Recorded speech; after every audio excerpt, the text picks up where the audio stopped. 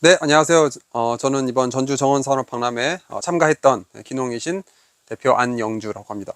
자, 오늘은요, 미처 좀 소개를 해드리지 못했던 이런 실내 식물들에 대해서 조금 소개를 해드리려고 해요. 우리 집안에서, 특히나 집안 중에서도 베란다를 활용해서 살리기보다 죽이기가 어려운 식물 탑4 연달아서 소개를 좀 해드리도록 하겠습니다. 뭐 단순히 꽃이 이쁜 그런 식물들 뿐만 아니라 여러 가지 기능성을 또 갖추고 굉장히 핫한 식물들을 좀 소개를 해드리도록 하겠습니다. 첫 번째로 소개해드릴 식물은 바로 이 써니 크리스탈이라는 식물이에요. 써니 크리스탈은 말 그대로 써니, 햇빛이 비치면 크리스탈처럼 빛난다 해서 써니 크리스탈인데, 이름이 써니 크리스탈인데 사실 이게 우리나라 육종가가 사실 개발을 한 나무고요. 요 향기가 엄청 풍부합니다. 향기 느껴지시죠? 지금 햇빛을 받으면 황금색으로 이렇게 변하는 그런 수종이라고 할 수가 있어요. 그리고 내한성도 영하 10도에서 15도 정도. 그러니까 뭐 전국에서 노지 월동 가능하다 그렇게는 볼 수는 없겠지만, 베란다에서 뭐 영하 10도 15도 오면 충분히 이게 견딜 수 있는 그런 내한성이라고 봐야죠. 네, 그리고 이제 이 친구 같은 경우는 율마를 개량을 해가지고 만든 품종이에요. 그래서 굉장히 좀 인기가 많고, 방치를 하면은 키는 쭉쭉쭉 클 수가 있는데, 만약에 이렇게 좀 쳐준다든지 아니면 옆에를 이렇게 좀 속간해 가지고 수영을 좀 잡아서 만들 수 있는 그런 수종이기도 합니다. 이제 이 친구 같은 경우는 물을 좋아하면서도 싫어합니다. 노지에서는 사실 심었을 때 물을 안 줘도 사실 무방하거든요. 베란다에서는 이제 땅에 심을 수 없으니까요. 이렇게 화분으로 키우신다고 하면 물을 일주일에 한 번 정도 주시면 될 것 같다. 키우면서 좀 주의할 점이라고 하면은, 방금 말씀드렸다시피 햇빛을 워낙 좋아하는 애들이기 때문에 양지 중에서도 가장 양지 쪽에 좀 키워주시면 굉장히 좋겠다라는 생각이 들고요. 네, 써니 크리스탈 소개해 드렸습니다. 자, 두 번째로 소개시켜 드리고 싶은 베란다 수종은요, 바로 이 차수국입니다. 저는 그 중에서도 이 네덜란드 차수국을 좀 가지고 와봤어요. 일단 차수국에 대해서 소개를 드리자면은, 우리 고려시대부터 이게 이제 기록이 있습니다. 네, 절에서 감로차라고 하죠. 네, 이파리를 따서 말려서 이렇게 감로차를 끓여서 드셨던 그런 기록이 있죠. 네, 그리고 이 차수국 같은 경우는 수국도 사실 종류가 굉장히 많은데, 이 수국 중에서도 이 산수국 종류라고 보시면 될 것 같아요. 그 말은 뭐냐, 월동이 굉장히 강하다는 거죠. 25도에서 30도 사이도 견딜 수 있는 그런 친구이기 때문에 베란다에 키우는 건 전혀 무리가 없어요.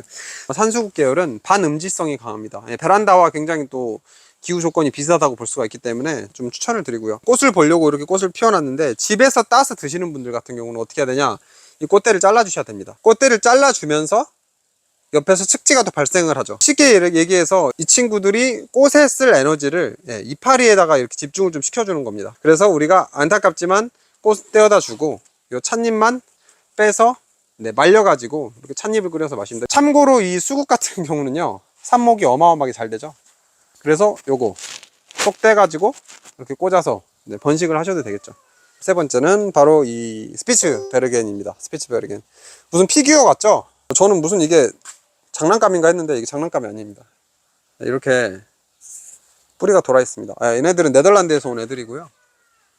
이제 얘네들도 자라면은 키가 크긴 하는데, 이 포트 자체를 작게 하면 이렇게 작게 좀 아담 사이즈로 클 수 있는 애들이에요. 그럼 키워보시면 굉장히 좀 귀엽지 않을까 생각이 들어요. 물론 이제 얘네들 같은 경우는 기본적으로 이제 측백나무 계열이기 때문에 햇빛을 좀 받아줘야 됩니다. 햇빛도 받고 이 추위에도 어느 정도 노출이 돼야 되는 친구들인데, 기본적으로 집에서 베란다에서 이렇게 키우기에는 전혀 부담이 없죠. 그래서 보통 우리가 측백나무 하면 굉장히 멀대같이 키가 크고 이런 것만 생각하는데, 이런 것들은 누구 선물해주기도 부담스럽지 않고요. 뭐 오피스 중에서도 햇빛이 좀 잘 드는데 그런 데다가 좀 해주시면 좋고, 지금 얘네들 같은 경우는 안타깝게 내한성이 엄청 강한 애들은 아니에요. 실내에서도 좀 추운데 그 중에서 햇빛이 많이 드는 곳, 이런 데다가 좀 식재를 화분에 넣어서 해주시면 되고요. 그래서 이제 나는 좀 사이즈를 좀 키워보고 싶다 이런 분들은 좀 이렇게 포트를 가리를 해가지고 이렇게 넣어주는 것도 방법이고요. 지금 얘네들을 이제 키우면서 주의할 점이, 과습에 되게 약합니다. 어느 정도 촉촉해질 정도로만 주시면 되는데요. 제가 그게 어떤 기준인지 좀 설명을 해드릴게요. 자, 이렇게 잡고요, 새끼손가락으로 한번 찔러봅니다. 이렇게 찔렀는데 이게 어느 정도 우리 촉촉한 느낌이 든다, 그러면은 안 주셔도 돼요. 근데 만약에 이렇게 딱 찔렀는데 어떻습니까? 물이 건조하다, 그러면 그때 주시는 거죠. 그리고 또 한 가지 주의할 점이 뭐냐면은, 이 물을 주실 때 얘네들이 겉에서는 물이 주어져 있는데 물이 안에 안 들어가는 경우가 있어요. 겉 표면이 이게 말라버리면 들어가는 물 차단을 하거든요. 그래서 보통은 이렇게 물을 이렇게 좀 위로 주시는 것도 좋지만 이제 저면 관수라고 하죠. 밑에다가 대야 같은 데다가 물을 담아 놓고 이렇게 좀 얹어서 주는, 그러면 얘네들이 뿌리가 위에서 물을 이렇게 뽑아내겠죠. 네, 그렇게 줄 수도 있습니다. 스피츠베르겐 부담 없이 보실 수 있어서 제가 실내 식물로 좀 추천을 해봤습니다. 마지막에 원래 하이라이트가 나오는 거죠. 네, 가장 제가 좋아하는 식물 중에 하나인데요, 이 카이언트입니다. 카이언트는 자이언트와 카랑코의 합성어입니다. 이게 지금 카랑코입니다. 네. 카랑코에 같은 경우는 사이즈가 미니 사이즈죠. 한 10배 가까이 더 커질 수 있는, 얘네들이 딱 봐도 엄청 강해 보이죠. 깜박하고 한 4개월 정도 물을 안 준 적이 있었거든요. 근데도 살아남아 있었습니다. 이렇게 키우기 쉬운 식물은 없다라고 생각이 들어요.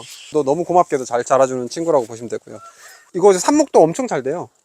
그래서 이런 거 하나 이렇게 똑대다가 꽂으면은 바로 또 삽목이 됩니다. 이게 정말 좋은 점이 뭐냐면은 꽃이 6개월 정도 핍니다. 한 7월경부터 피기 시작하는데 그게 12월까지 1월까지 계속 피거든요.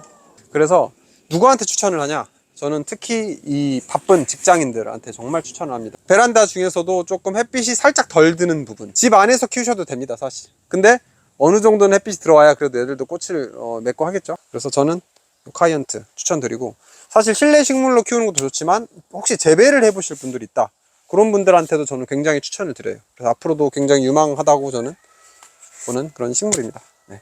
자, 지금까지 저희가 실내에서 키워보기 쉬운 식물 탑4 한번 알아봤습니다. 첫 번째는 써니 크리스탈이었습니다. 써니 크리스탈은 향기가 굉장히 좋죠. 그리고 내한성도 그래도 강한 편이기도 하고요. 대신에 집 안에서도 햇빛이 가장 많이 드는 그런 지역에다가 키워주시면 굉장히 좋겠다 라는 말씀을 드렸고요. 두 번째는 우리가 차수국 봤습니다. 네, 차수국 같은 경우는 우리나라 고려시대 때부터 이 기록이 있습니다. 건강에도 굉장히 좋고 베란다에서 키우기 정말 안성맞춤이다. 자, 그리고 세 번째는 스피츠베르겐 봤습니다. 너무 추운 곳에서 노출시키지 않도록 해주시고, 또 물을 주실 때는 과습이 되지 않도록 주의를 하셔야 된다. 그리고 마지막, 실내 식물 중에서도 난이도가 가장 낮지만 정말 좋은 퍼포먼스를 보이는 카이언트, 이 네 가지에 대해서 저희가 한번 알아봤습니다. 네, 지금까지 전주 정원산업박람회와 함께하는 기농의 신 안PD였습니다. 네, 다음 영상에서 뵙겠습니다. 감사합니다.